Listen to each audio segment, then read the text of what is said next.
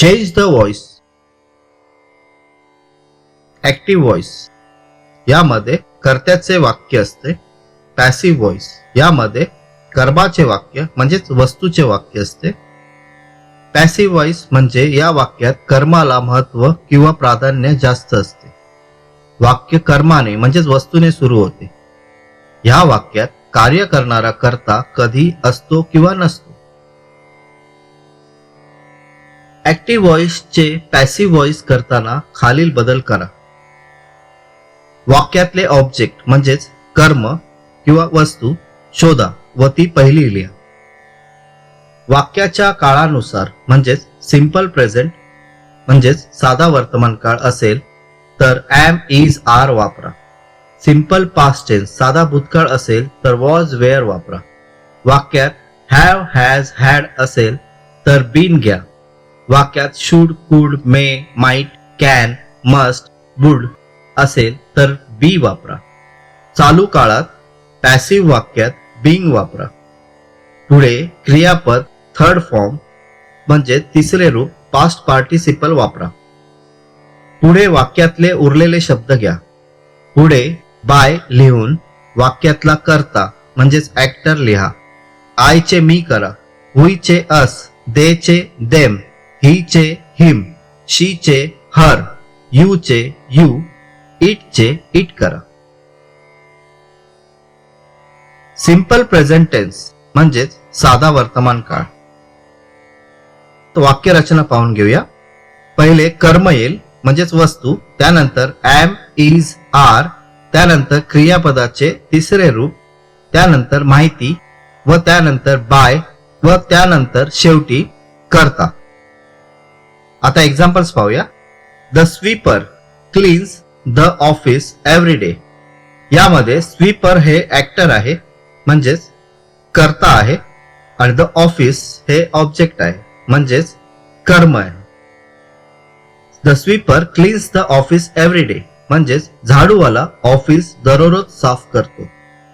आता याचं passive voice करूया. The office is clean every day by the sweeper म्हणजेच ऑफिस स्वीपर कडून दररोज स्वच्छ केले जाते. The government gives loans to poor farmers हे ऍक्टिव्ह व्हॉइस आहे. त्याच्यामध्ये द गव्हर्नमेंट हा कर्ता आहे, लोन्स हे कर्म आहे. आता याचं पॅसिव्ह व्हॉइस मध्ये रूपांतर करूया. Loans are given to poor farmers by the government.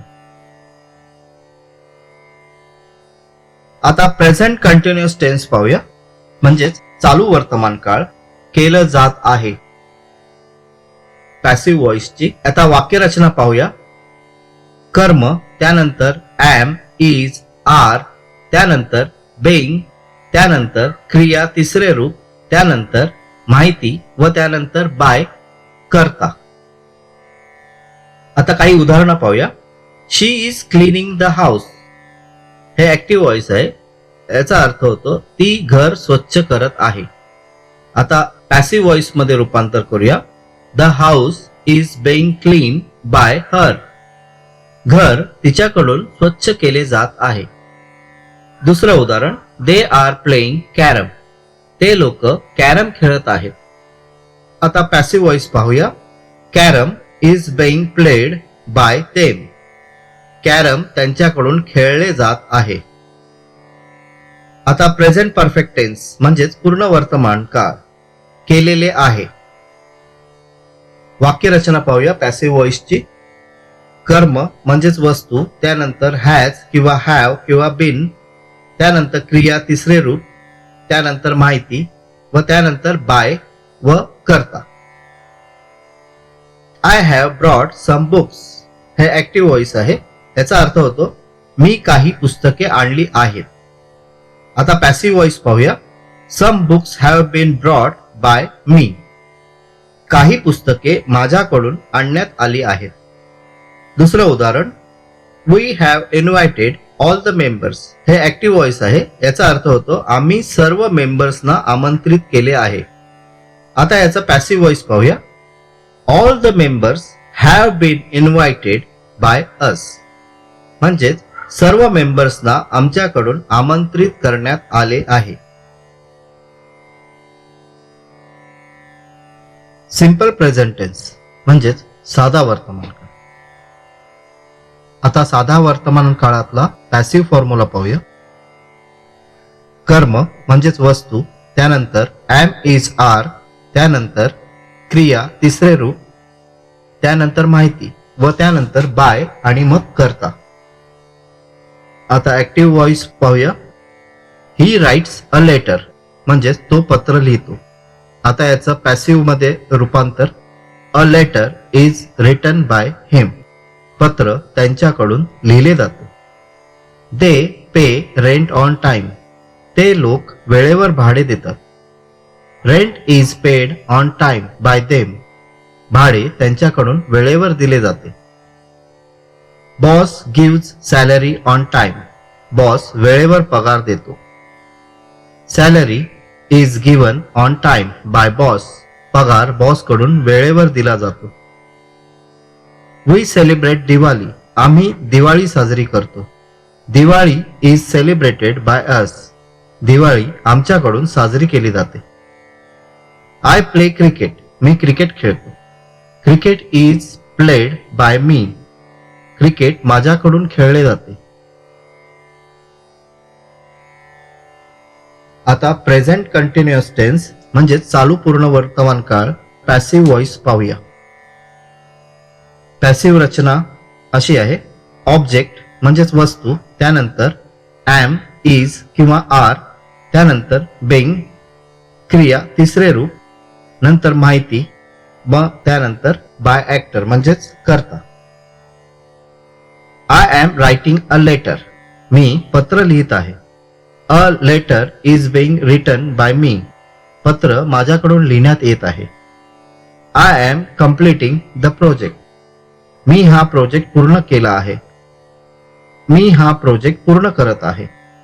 This project is being completed by me.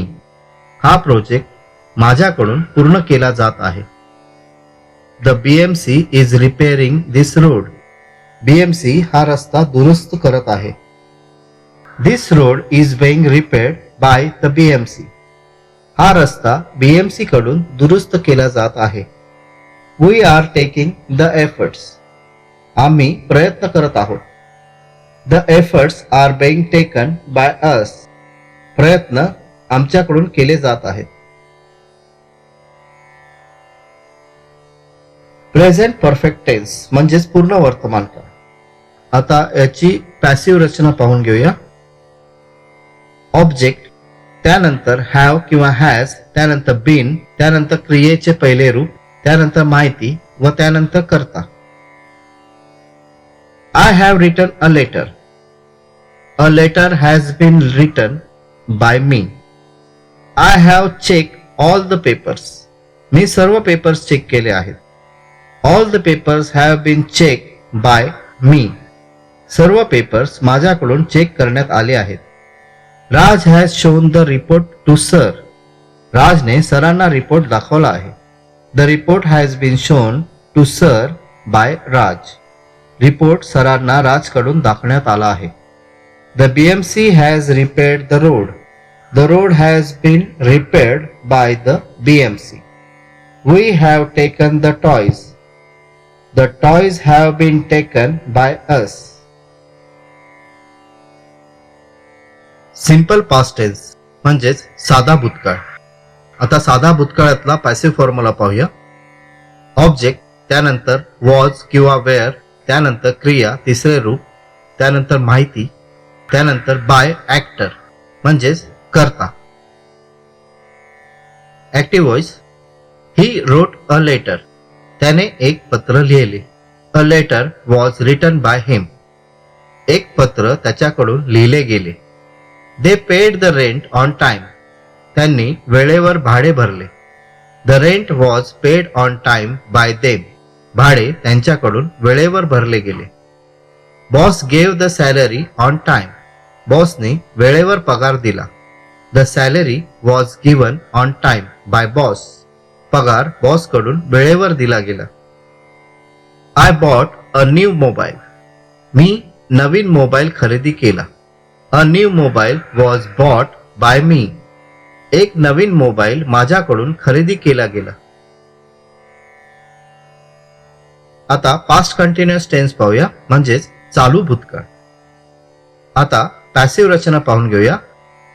Object, त्यानंतर वॉज, वेअर, त्यानंतर बेइंग, वर्ब थर्ड फॉर्म, त्यानंतर माहिती, त्यानंतर by actor. Sir was teaching a new lesson. सर एक नवीन धडा शिकवत होते. A new lesson was being taught by sir. एक नवीन धडा सरांकडून शिकवला जात होता. Mother was cleaning the house. आई घर स्वच्छ करत होती. The house was being cleaned by mother. घर आईकडून स्वच्छ केले जात होते. The BMC was repairing the road. BMC road दुरुस्त करत होती. The road was being repaired by the BMC. रस्ता बीएमसी कडून दुरुस्त केला जात होता. We were making the designs. The designs were being made by us. आता पास्ट परफेक्ट टेन्स म्हणजेच पूर्ण भूतकाळ पाहूया. पॅसिव्ह रचना पाहून घेऊया. ऑब्जेक्ट, त्यानंतर हॅड बीन, त्यानंतर क्रिया तिसरे रूप, त्यानंतर माहिती व त्यानंतर बाय करता. Sir had taken this file. सरांनी ही फाईल घेतली होती. This file had been taken by sir. ही फाईल सरांकडून घेण्यात आली होती. We had send the parcel to Pune. आम्ही हे पार्सल पुण्याला पाठवले होते. This parcel had been send to Pune by us. हे पार्सल आमच्याकडून पुण्याला पाठवण्यात आले होते. The BMC had repaired the road. The road had been repaired by the BMC. We had taken the gifts. The gifts had been taken by us. आता should बी चा वापर करून पॅसिव्ह व्हॉइस कसा बनवायचा ते पाहूया. फॉर्म्युला लक्षात घ्या. ऑब्जेक्ट, त्यानंतर शुड बी, त्यानंतर क्रिया तिसरे रूप, त्यानंतर माहिती, त्यानंतर बाय करता. Active voice. We should pay this bill on time. आपण हा बिल वेळेवर भरला पाहिजे. पॅसिव्ह व्हॉइस पाहून घेऊया. The bill should be paid on time by us. हा बिल आपल्याकडून वेळेवर भरला गेला पाहिजे. The government should give free medicine to poor people. सरकारने गरिबांना मोफत औषध दिले पाहिजे. Free medicine should be given to poor people by the government. मोफत औषध सरकारकडून गरिबांना दिले गेले पाहिजे. You should check all the papers. तू सर्व पेपर्स चेक केले पाहिजेत. All the papers should B check by you. सर्व पेपर्स तुझ्याकडून चेक केले गेले पाहिजेत. आता मे बी चा वापर करून पॅसिव्ह व्हॉइस बनवूया. पॅसिव्ह रचना पाहून घेऊया. ऑब्जेक्ट म्हणजेच वस्तू, त्यानंतर मे बी, त्यानंतर क्रिया तिसरे रूप, त्यानंतर माहिती व त्यानंतर बाय करता. Madam may allow Ravi to go home. Madam रवीला घरी जायला परवानगी देतील. यामध्ये शक्यता दाखवत आहे. आता त्याचा पॅसिव्ह व्हॉइस पाहूया. Ravi may be allowed to go home by madam. रवीला मॅडम कडून घरी जायला परवानगी दिली जाईल. Father may give money to Sunil. बाबा सुनीलला पैसे देतील. Money may be given to Sunil by father. सुनीलला बाबाकडून पैसे दिले जातील. आता मस्ट बी वापर करूया. ऑब्जेक्ट मस्ट बी, त्यानंतर क्रिया तिसरे रूप, त्यानंतर माहिती व त्यानंतर बाय करता. You must do this work today. तू हे काम आज केलेच पाहिजे. This work must be done today by you. हे काम आज तुझ्याकडून केले गेलेच पाहिजे. We must complete this project in 2 days. This project must be completed in 2 days by us. They must send this parcel to Pune. त्यांनी हे parcel पुण्याला पाठवलेच पाहिजे. This parcel must be sent to Pune by them. हे parcel पुण्याला त्यांच्याकडून पाठवलं गेलेच पाहिजे. आता could have been चा वापर करूया. ऑब्जेक्ट, त्यानंतर could have been, त्यानंतर क्रिया तिसरे रूप, त्यानंतर माहिती व त्यानंतर बाय करता. उदाहरण पाहूया. You could have solved the problem. तू प्रॉब्लेम सोडवू शकला असतास. The problem could have been solved by you. Problem तुझ्याकडून सोडवला जाऊ शकला असता. She could have brought the books. ती पुस्तके आणू शकली असती. The books could have been brought by her. पुस्तके आणली जाऊ शकली असती तिच्याकडून, किंवा पुस्तके तिच्याकडून आणली जाऊ शकली असती. आता should have चा वापर करूया. ऑब्जेक्ट म्हणजेच वस्तू, त्यानंतर should have been, त्यानंतर क्रिया तिसरे रूप, त्यानंतर माहिती व त्यानंतर बाय करता. You should have paid the bill yesterday. तू हा बिल काल भरला पाहिजे होतास. The bill should have been paid yesterday by you. हा बिल तुझ्याकडून काल भरला गेला पाहिजे होता. She should have informed the manager. तिने मॅनेजरला कळवलं पाहिजे होतं. The manager should have been informed by her. मॅनेजरला तिच्याकडून कळवलं गेलं पाहिजे होतं. आता वुड हॅव चा वापर करूया. पॅसिव्ह फॉर्म्युला पाहून घेऊया. ऑब्जेक्ट, त्यानंतर वुड हॅव बीन, त्यानंतर क्रिया तिसरे रूप, त्यानंतर माहिती व त्यानंतर बाय करता. I would have brought the books. मी पुस्तके आणली असती. The books would have been brought by me. Books माझ्याकडून आणली गेली असती. She would have send the file to office. तिने फाईल ऑफिसला पाठवली असती. The file would have been send to office by her. ती फाईल तिच्याकडून ऑफिसला पाठवण्यात आली असती. आता मस्ट हॅव चा वापर करूया. ऑब्जेक्ट म्हणजेच वस्तू, त्यानंतर मस्ट हॅव बीन, त्यानंतर क्रिया तिसरे रूप, त्यानंतर माहिती व त्यानंतर बाय करता. You may have given that file to Ravi.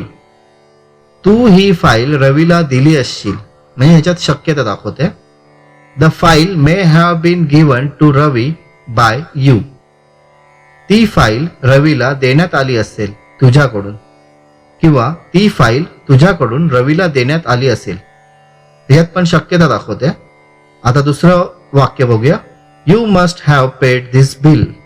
तू हा बिल भरलेलाच असशील. This bill must have been paid by you. हा बिल तुझ्याकडून भरलेलाच असेल. He must have taken my book. My book must have been taken by him. आता simple future tense पाहूया. Simple future tense म्हणजेच साधा भविष्यकाळ. वाक्य रचना म्हणजेच पॅसिव्ह रचना पाहून घेऊया. ऑब्जेक्ट, त्यानंतर विल शॅल बी, त्यानंतर क्रिया तिसरे रूप, त्यानंतर माहिती व त्यानंतर बाय करता. Raj will give sweets to guest. राज पाहुण्यांना मिठाई देईल. Sweets will be given to guest by Raj. मिठाई राजकडून पाहुण्यांना देण्यात येईल. They will solve this problem in 2 days. ते हा प्रॉब्लेम 2 दिवसात सोडवतील. This problem will be solved in 2 days by them. हा प्रॉब्लेम 2 दिवसात त्यांच्याकडून सोडवण्यात येईल. आता फ्युचर परफेक्ट टेन्स म्हणजेच पूर्ण वर्तमान काळ पाहूया. पॅसिव्ह रचना पाहून घेऊया. ऑब्जेक्ट म्हणजेच वस्तू, त्यानंतर विल हॅव बीन, त्यानंतर क्रिया तिसरे रूप, त्यानंतर माहिती व त्यानंतर बाय करता. I will have completed the work.